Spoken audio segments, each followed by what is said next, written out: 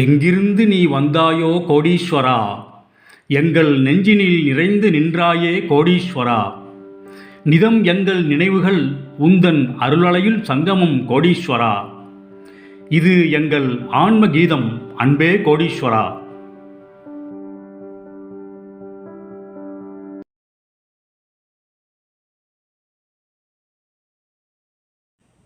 கோடீஸ்வராய நமக. வணக்கம். இப்போங்க நான் ஒரு உண்மையாக நடந்த ஒரு அனுபவத்தை சொல்கிறேங்க. நான் உங்களுக்கு ஏற்கனவே சொல்லியிருக்கேன், என்னோட குழல் தொழிலதிபர் அவர் இருக்க ஏரியாவில் அவரோட சொந்தக்காரங்க அவருக்கு வந்து தங்கச்சி முறை வேணுங்க. அவங்க வந்து நல்லா நல்லா வெயிட் விடுங்க, நல்லா ரொம்ப ஏற்பட்ட பணம் இருக்குது, சொத்து இருக்குது, நல்லா வெயிட் விடும். அவங்க ஹஸ்பண்ட் வந்து பில்டிங் அதாவது கட்டடங்கள் கட்டி விற்றுக்கிட்டு இருந்தாருங்க. நல்ல வருமானம் வந்தது. என் ஃப்ரெண்டு இந்த குழல் தொழிலதிபர் சொன்ன பார்த்தீங்களா, அவர் வந்து அப்பப்போ அன்னதானம் பண்ணுவார். அவர் சத்குருவோட தீவிர பக்தருங்க. சத்குரு ஞானவள்ளல் ஞானேஸ்வரன் மூட்டை சுவாமி எனக்கு எனது கோடி பகவான், எனது குருநாதர், எல்லாம் வல்ல எனது குருநாதர் கோடி பகவான் கொடுத்த அன்புடை அந்த மூட்டை சுவாமி இருக்கார் பார்த்தீங்களா, அந்த மூட்டை சுவாமியோட பக்தர் தாங்க என்னோட குழல் தொழிலதிபர். ஏற்கனவே நான் உங்களுக்கு தொடர்ந்து சொல்லியிருக்கேங்க. அந்த தொழிலதிபர் என்ன பண்ணுவாருன்னு கேட்டிங்கன்னா, சத்குரு ஃபோட்டோவை பெரிய அளவில் ஒரு 6 அடி ஃபோட்டோ வச்சுருக்காருங்க ஒரு வீட்டில். அந்த 6 அடி ஃபோட்டோவை வந்து பர்டிகுலராக என்ன பண்ணுவாருன்னு கேட்டிங்கன்னா, அதை வந்து ஒரு மண்டபம் வாடகைக்கு எடுப்பாருங்க. குழலில் ஒரு மண்டபம் வாடகைக்கு எடுத்து அந்த 6 அடி ஃபோட்டோவை அங்கே வச்சு சத்குரு முன்னால் வந்து அன்னதானம் பண்ணுவாருங்க. அப்பப்போ ஒரு மாதம் ஒரு ட்ரிப்போ அல்லது 2 மாதத்துக்கு ஒரு ட்ரிப்போ பெரிய அளவில் அன்னதானம் பண்ணுவாருங்க. அதுக்கு வந்து இவரோட தங்கச்சி முறை தூரத்து சொந்தம் அந்த அவங்களெல்லாம் வந்து அழைப்பாருங்க. தங்கச்சி ஹஸ்பண்ட் எல்லாரையும் அழைச்சி ஒரு நல்ல பெரிய விருந்து வைப்பாருங்க. ஏழை மக்களுக்கு நல்ல அன்னதானம்லாம் பண்ணுவாருங்க. இவங்க தங்கச்சி ஹஸ்பண்டும் வந்து அவர் சும்மா ஒரு ஃப்ரெண்ட்லியாக கிண்டல் பண்ணுவாங்க. என்னங்க நல்ல அன்னதானம் பண்ணிட்டீங்க, ஏற்கனவே உங்களுக்கு இருக்கிற பணம் கணக்கு வழக்கு இல்லாமல் இருக்குது, இன்னும் உங்களுக்கு பாருங்கள் 3 மடங்கு ஏறப்போகுது அப்படின்னு ஒரு கிண்டலா, அதாவது அதை வந்து ஒரு கிண்டலாக சொல்கிறது, இந்த மாதிரிலாம் சொல்லுவாங்க. புரியுதா? அதாவது அவங்க வந்து எப்படின்னா அவங்களோட இயல்பு அது வேணும்னே வந்து பழிக்கணுங்கிறது கிடையாது. அவங்களோட இயல்பு வந்து ஒரு அலட்சியம். என்னடாவது சத்குருன்னு சொல்கிறாரே, அவர் அன்னதானம் பண்ணிட்டு இருக்காரு, என்னத்தை பெருசாக வந்துட போகுது, அந்த ஞானேஸ்வரன் ஞானவள்ளல்னு சொல்லி ஒரு பாட்டுக்கு அன்னதானம் பண்ணிட்டு இருக்காரு. அந்த நேரத்தில் இவர் வந்து பிஸ்னஸை இன்னும் கவனிச்சா இன்னும் கொஞ்சம் செல்வம் வரும் இல்லையா, இன்னும் பொருள் வரும் இல்லையா அப்படின்ட்டு அவங்க அந்த நினைப்பில் சொல்கிறதுங்க. புரியுதா? இது காலப்போக்கில் என்னாச்சுன்னு கேட்டிங்கன்னா, அவர் வந்து குடிப்பழக்கத்துக்கு அடிமையாயிட்டாருங்க. அதாவது இந்த புழல் தொழிலதிபர் என்னோட நண்பரோட அந்த தூரத்து சொந்தம் முறைக்கு வரும் தங்கச்சி வருங்க. அந்த தங்கச்சியோட ஹஸ்பண்ட் வந்து குடிப்பழக்கத்துக்கு அடிமையாயிட்டார். அது வந்து ஒரு பெரிய பழக்கமாகவே ஆயிடுச்சு. முதல்ல வந்து பார்ட்டிக்கு போயிட்டு இருந்தவர் அப்படியே அந்த குடிப்பழக்கம் அப்படி இருந்தது, அது அப்படியே வந்து ஒரு பெர்மனெண்ட்டாக ஒரு பழக்கமாகவே ஆயிடுச்சு. அப்புறம் வந்து என்னன்னு கேட்டிங்கன்னா, அந்த குடி கூட இவருக்கு வந்து போதையை வந்து அதிகம் உண்டு பண்ணலாம். ஏன்னா அது வந்து பழகி போச்சு. அதனால என்ன பண்ணிட்டாரு அப்படின்னா, ஒரு கஞ்சா அபின் அந்த மாதிரி இதுக்கெல்லாம் போயிட்டாருங்க. நாளாக காலச்சக்கரம் சுழன்றது, இவர் குடிப்பழக்கத்தினால பிஸ்னஸ் கவனிக்க முடியல. அது தவிர வந்து அதையும் மீறி இவர் கஞ்சா அப்படின்னு போனதுனால கொஞ்சம் பிஸ்னஸை கவனிச்சுட்டு இருந்தார், அதையும் கவனிக்க முடியல. அப்படியே வந்து பிஸ்னஸ் படுத்துருச்சு, வருமானம் போயிடுச்சு, குழந்தைங்களுக்கு வந்து ஸ்கூல் ஃபீஸ் கட்ட முடியல, வறுமை அப்படி ஒரு வறுமை கோட்டுக்கு போயிட்டாருங்க. அத்தோட இல்லைங்க, அவங்க புலரை விட்டு காலி பண்ணி வேற ஊர் போயிட்டாங்க. அப்புறம் பாருங்க, அந்த நம்ம சத்குருவோட இது என்னன்னு கேட்டீங்கன்னா, சத்குரு வந்து அவருடைய பக்தர்களுக்கு உதவி செய்வதோடு அந்த பக்தரின் சொந்தங்கள் அவருடைய நண்பர்கள் இவர்களையும் பார்ப்பாருங்க. எப்படியோ அவருக்கு தெரிஞ்சிருங்க, அது காலச்சக்கரம் இயற்கை என்ற ஒன்றானது அந்த பகவான் சத்குரு ஞானவள்ளல் வழியாக வேலை செய்ததுங்க. எப்படின்னு கேட்டிங்கன்னா, இவங்க 2 பேருக்கும் உள்ள ஒரு பொதுவான நண்பர். அவர் வந்து பழனி பக்கத்தில் ஒரு கிராமங்க. அந்த கிராமத்தில் அவர் வீடு கட்டி கிரகப்பிரவேசம் பண்ணுறாருங்க. அந்த பொதுவான நண்பர் கிரகப்பிரவேசத்துக்கு இந்த தொழிலதிபரும் போகிறாங்க. இந்த தூரத்து சொந்த தங்கை முறைன்னு சொன்ன பார்த்தீங்களா, அவங்களும் போகிறாங்க. அப்போ பார்க்குறப்ப இவர் வந்து அந்த அம்மாவை பார்க்குறப்ப இவருக்கு அப்படியே ஷாக் ஆயிடுச்சு. ஒரு நல்ல ட்ரெஸ் இல்லை, ஒரு மாதிரியாக இருந்தது, கண்ணமெல்லாம் ஒட்டி போய் ரொம்ப பார்க்குறதுக்கே சொல்கிறது மாதிரியே இல்லைங்க. அந்த குழந்தைங்கள்லாம் வந்து ஒரு கிழிஞ்ச சட்டையை போட்டு இருந்ததுங்க. இவர் பார்த்து அந்த பொண்ணுகிட்ட கேட்குறாரு, ஏம்மா நீ எப்படி இருந்த, எப்படி உன்னுடைய வாழ்வு எப்படி வசந்தமாக இருந்தது, இப்போ எப்படிமா இந்த மாதிரி ஆச்சு அப்படின்னு சொன்னோம். அந்த பொண்ணு வந்து அழுதுகிட்டே கண்ணீரும் கம்பளையுமா சொல்லுதான், இந்த மாதிரி நான் ஹஸ்பண்ட் வந்து குடிப்பழக்கத்துக்கு அடிமையாகி அப்புறம் குடியும் பத்தாமல் அதுக்கு மேலே கஞ்சா அப்படின்னு அடிமையாகி பிஸ்னஸ் போச்சு, எல்லாமே போச்சு, ஒவ்வொரு சொத்தாக விற்றோம், குழந்தைங்களுக்கு ஃபீஸ் கட்ட முடியாது இதெல்லாம் வந்து சொல்கிறதுக்கு எனக்கு பெரிய பிரச்சனையாக இருந்தது. ஆனால் அதான் நான் இந்த மாதிரி ஆச்சு அப்படின்ட்டு அப்படியே ரொம்ப அழுகிறான். இந்த தொழிலதிபர் என்ன பண்ணுறாருன்னு கேட்டிங்கன்னா, சரிம்மா என்னோட குரு அந்த ஞான வள்ளல் ஞானேஸ்வரன் அவர் வந்து அவரோட இருப்பிடம் வந்து கணக்கன்பட்டி பழனி பக்கத்தில், நீ வந்து போ, நீ அங்கே போ, எல்லாமே நல்லபடியாக வரும், அதுக்கப்புறம் எனக்கு தகவல் சொல்லு அப்படிங்கிறாருங்க. அப்புறம் அந்த காட்சி முடிஞ்சிருதுங்க. அப்புறம் ஒரு 4 நாள் கழிச்சு வந்து இந்த அம்மா வந்து கணக்கன்பட்டி போகிறாங்க. போகிறப்ப என்ன பண்ணுறாங்கன்னு கேட்டிங்கன்னா வந்து ஒரு பேப்பரில் வந்து உங்களோட கோரிக்கையெல்லாம் எழுதி கையில் கொண்டு போகிறாங்க. ஒரு மத்தியானம் ஒரு மணி இருக்குங்க அங்கே போய் சேர்ந்தப்ப அந்த ஞானவள்ளல், அதாவது 2010ஆம் வருஷங்க. அப்போது ஒரு அருமையான ஒரு மதிய பொழுதுலேயே ஒரு மணிக்கு, மத்தியானம் 1 மணிக்கு ஞானவள்ளலை பார்க்க போயிட்டாங்க. சன்னிதியில் இருக்காங்க. அதாவது அந்த குடிசை, அவர் ஒரு குடிசையில் இருப்பாருங்க. அந்த குடிசை பக்கத்தில் ஒரு வேப்ப மரம் இருக்குங்க. அந்த வேப்ப மரத்தில் அன்றைக்கி கூட்டம் அவ்வளோ ஜாஸ்தி கிடையாதுங்க. அந்த வேப்ப மரத்துக்கிட்ட ஒரு 7-8 பேர் தான் இருந்தாங்க. அதில் இந்த அம்மாவும் ஒருத்தவங்க. ஞானவள்ளல் அப்படியே அந்த பக்கம் வராருங்க. அந்த பக்கம் வந்து அப்படியே இப்படியும் அவரோட பாணி அதுதானே, இப்படியும் அப்படியே உலாத்திக்கிட்டு இருந்தாருங்க. வாக்கிங் மாதிரி அப்படியே போயிட்டு இருந்தாருங்க. போன ஒரு திடீர்னு அந்த அந்த கூட்டம் இருக்குது பார்த்தீங்களா, அந்த 10 பேர் இருக்காங்க பார்த்தீங்களா, இப்படி அந்த பக்கம் போயிட்டு இந்த கூட்டத்து பக்கம் வந்தவர் திடீர்னு அவர் சொல்கிறாரு, கடதாசி கருணை காட்டுமா மாறிமா, கடதாசி கருணை காட்டுமா அப்படிங்கிறாரு. உடனே அந்த சம்மந்தப்பட்ட அம்மா, அந்த அம்மாவுக்கு பக்கத்தில் ஒரு அம்மா இருந்துச்சு. அந்த அம்மாட்ட ஏற்கனவே இந்த அம்மா வந்து கதையெல்லாம் சொல்லியிருக்கு. இந்த மாதிரி நான் வந்து இப்படி இருந்த குடும்பம் இப்படி ஆகிட்டு வந்து கதையெல்லாம் சொல்லியிருக்கு. இந்த மாதிரி கோரிக்கையை வந்து பேப்பரை எழுதி வச்சுட்டு நான் வச்சுருக்கேன் அப்படின்னு சொன்னது. அதனால அந்த அம்மாவுக்கு தெரியும்.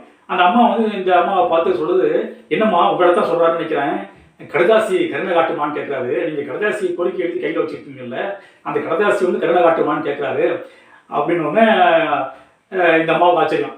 சரி நான் மட்டும் சாமிட்டு சொல்கிறேன் அப்படி என் கஷ்டத்தெல்லாம் சொல்கிறேன் அப்படின்ட்டு போனப்போ நெருங்கி போகிறப்ப இந்த அம்மா சொல்லுது, நீ டக்குன்னு போயிடாதீங்கம்மா, அவர் கணவனான்னு பேசுவார், உங்களோட கோரிக்கையெல்லாம் அவருக்கு தெரியும், தெரியாமையே அவர் சொல்கிறாரு கடதாசி கருணை காட்டுமான்னு சொல்கிறாரு, நீங்கள் வந்து இப்படி தூரத்துலேருந்து தரிசனம் பண்ணிவிட்டு நீங்கள் போயிருங்க, நாங்களும் அப்படி தான் பண்ணுவோம், சில நேரங்களில் அருகாமையில் போவோம், சில நேரங்களில் போக மாட்டோம், ஆனால் இப்போ நீங்கள் வந்து ஜஸ்ட் நீங்கள் தரிசனம் பண்ணிட்டு நீங்கள் போங்கம்மா, எல்லாம் நல்லபடியாக நடக்கும், அடுத்த ட்ரிப் வாங்கம்மா அப்படின்னு சொன்னோடனே இவங்களாம் வந்து 10 பேரும் தரிசனம் பண்ணிவிட்டு இந்த அம்மாவும் இந்த கடதாசி வச்சுருந்தது இந்த அம்மாவும் தரிசனம் பண்ணிட்டு வீட்டுக்கு போயிட்டாங்க. வீட்டுக்கு போனோடனே இவங்க வீட்டுக்காரர் வழக்கம் போடுவாங்க, அதாவது இந்த கஞ்சா அடிக்கிறது, அப்படின்னு ஃப்ரெண்டுங்களோட சேர்ந்து அடிக்கிறது, கடன் வாங்கி இருக்கிற கொஞ்சம் சொத்தை விற்று இது மாதிரி பண்ணுறது, குடிக்கிறது, இப்படியே இருந்துட்டு இருந்தாருங்க. இந்த அம்மா வந்து முட்டையை பகவான் நினச்சி பிரார்த்தனை பண்ணிகிட்டே இருந்ததுங்க. எல்லாம் வல்ல சத்குருவே ஞான வள்ளலே என்னுடைய கஷ்டத்தை நீங்கள் வந்து போக்கணும் அப்படின்னு சொல்லி அப்படியே பிரார்த்தனை பண்ணிட்டு இருந்ததுங்க ஒரு 10 நாள். அப்புறம் வந்து பாருங்க, கிட்டத்தட்ட 10 நாள் முடிஞ்ச பிறகு 11ஆவது நாள் இந்த அம்மா வந்து படத்தை வச்சுருக்கீங்க. ஞான வள்ளல் படத்தை வாங்கி படத்தை வந்து ஒரு நல்லா ஃப்ரேம் போட்ட படங்க. அது நல்லா ஒரு இப்படி இந்த அளவு இருக்கும். அதை வச்சு பிரார்த்தனை பண்ணிட்டே இருந்ததுங்க. இந்த 10 நாள் கழித்து 11ஆவது நாள் இந்த ஹஸ்பண்ட் பார்த்து இந்த ஃபோட்டோவை பார்த்துட்டு, இந்த மாதிரிம்மா அந்த அம்மா பேரை சொல்லி, இந்த மாதிரிம்மா எனக்கு வந்து இவரை பார்த்த உடனே எனக்கு வந்து உடம்புலையும் மனதிலையும் எனக்கு என்னறியாமல் ஏதோ சம்திங் ஏதோ ஒன்று சொல்லுது, பார்க்கணும்னு எனக்கு வந்து ரொம்ப எனக்கு அப்படியே, அதாவது ஆசைன்னு கூட சொல்ல முடியாதது, என் ஆன்மாவிலேருந்து அந்த ஒரு உணர்ச்சி எனக்கு வெளியில் வருதுமா, இந்த மாதிரி வந்து நீ என்னை கூட்டிகிட்டு போ அப்படின்னோடனே இந்த அம்மாவுக்கு ஆச்சரியமாக போயிடுச்சு.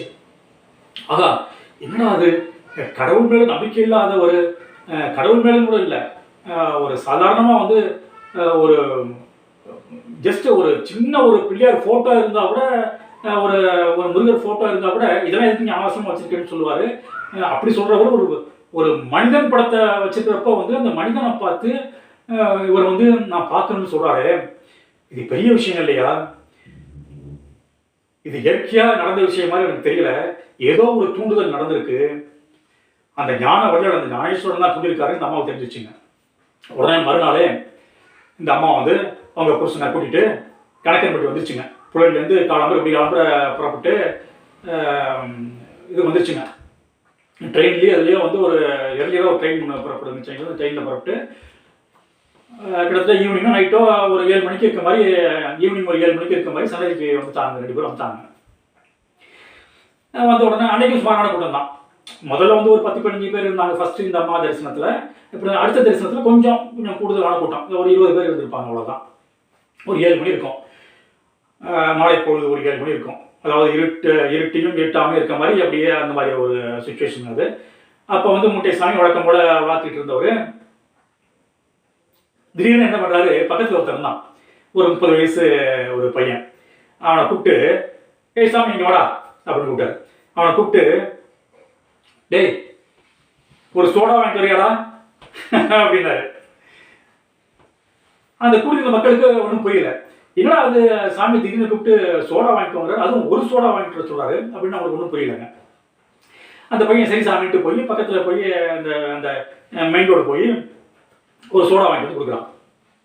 உடனே முட்டைசாமி சொல்றாரு, இதை உடச்ச அவன்கிட்ட கூடா அப்படின்னு நம்ம புருஷனை பார்த்து கை காமிக்கிறாரு. உடனே அவன் கீ கொண்டு வந்திருக்கான். அந்த கீயை முடியை உடச்சி அந்த அவன்கிட்ட அந்த இந்த பொண்ணோட இந்த அம்மாவோட ஹஸ்பண்ட்டை கொடுக்குறான். அவர் இப்படி வாங்கி கையில் வச்சுட்டு முட்டைசாமி பார்க்குறாரு, என்னடா அது அப்படின்னு நம்மள்கிட்ட கொடுக்குறான் அப்படின்ட்டு பார்க்குறாரு. முட்டைசாமி ஏன்டா அவர் நம்ம இந்த பையன்கிட்ட கொடுத்து நம்மள்கிட்ட கொடுக்க சொல்கிறாரு அப்படின்ட்டு ஒரு மாதிரியா முட்டைசாமி பார்க்குறான். பார்த்தோன்னா முட்டைசாமி சொல்கிறார், அதை கொடுறா அப்படிங்கிறாரு. அவன் யோசிக்கிறான், அதை கொடுறா சாமி அப்படின்னு கொஞ்சம் ஸ்போர்ட்ஸாக கொஞ்சம் ஒரு ஃபோர்ஸாக சொல்கிறாருங்க. அதாவது இயல்பான குரல் இல்லாமல் கொஞ்சம் ஃபோர்ஸாகவே சொல்கிறாரு. டக்குட்டு பயந்துட்டு அப்படி மடமட குடிச்சிட்டாங்க. சோடா ஃபுல்லாக குடிச்சிட்டாங்க ஒரு 2 வினாடியில். குடிச்சு முடிச்சோடனே அப்புறம் இப்படியே வாழ்த்துட்டு இருந்தவர் இப்படி அப்படிமா போயிட்டு இருக்காருங்க. சில பேர் வந்து அவர் பக்கத்தில் போனாங்க, ஆனால் ஒன்றும் பேசலை. இந்த அம்மாவும் போணுச்சு, புருஷனை கூட்டிட்டு பக்கத்தில் போணுச்சுங்க, அவர் ஒன்றும் பேசலைங்க. அப்புறம் பக்கத்தில் இருந்த அம்மா சொன்னது, சரிம்மா ஏதோ ஒரு விஷயத்துக்காக எல்லாம் நல்லபடியாக நடந்திருக்குமா, அவரோட வரலாற்றில் ஏதோ உங்களுக்கு பிரதிபலிச்சிருக்கு, நீங்கள் நல்லபடியாக போயிட்டு வாங்கம்மா, அடுத்த முறை தரிசனத்துக்கு வாங்கம்மா அப்படின்னு அந்த அம்மா சொன்னோடனே இவங்களும் வந்து முட்டைசாமியை கையெடுத்து கும்பிட்டுட்டு சென்னை வந்து புயல் வந்துட்டாங்க. வந்த உடனே பாருங்க, காலச்சக்கரம் சுழல்கின்றது.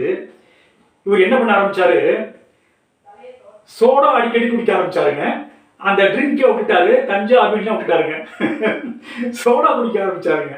ஒரு நாளைக்கு 4 சோடா 5 சோடா இந்த மாதிரி குடிக்க ஆரம்பிச்சாருங்க. அந்த குடிக்கிற பழக்கம்லாம் வந்து ஆல்மோஸ்ட் குறைஞ்சிட்டே வந்து ஒரு டயத்தில் சுத்தமாக இல்லாமல் போயிடுச்சுங்க. அப்பப்போ வந்து கஞ்சா அடிச்சுட்டு இருந்தார். அந்த கஞ்சா அடிக்கிறதும் வந்து கொஞ்சம் கொஞ்சமாக குறைஞ்சி ஒரு 20-30 நாள் அதுவும் இல்லாமல் போயிடுச்சுங்க.